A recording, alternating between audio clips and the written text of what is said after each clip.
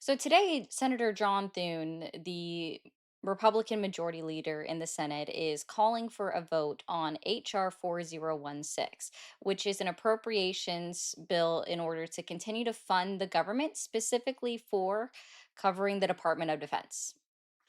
There are a few sections in there that are semi unrelated to the actual defense spending that is required within the United States of America or funding our troops.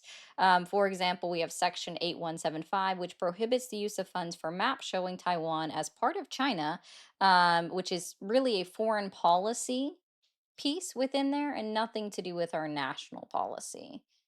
The other piece that might be outside of the scope of a normal appropriations bill, Section 8170, which mandates public disclosure of expenses for military parades in Washington, D.C., which I would actually argue that's a good thing. That should be in there. We should know about how much we're spending on military parades.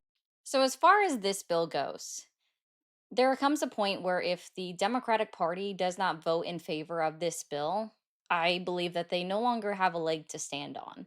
We should absolutely be working to fund and pay our United States Armed Forces military personnel.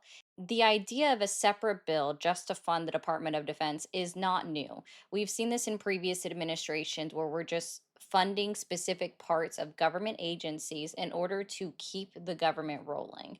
We typically see about 10 to 12 separate continuing resolutions just to continue funding the government. This is nothing new. The Democrats should absolutely vote on this because while it doesn't reopen the government, it does reopen the Department of Defense and make sure that our military personnel are funded and paid on time for at least the next year.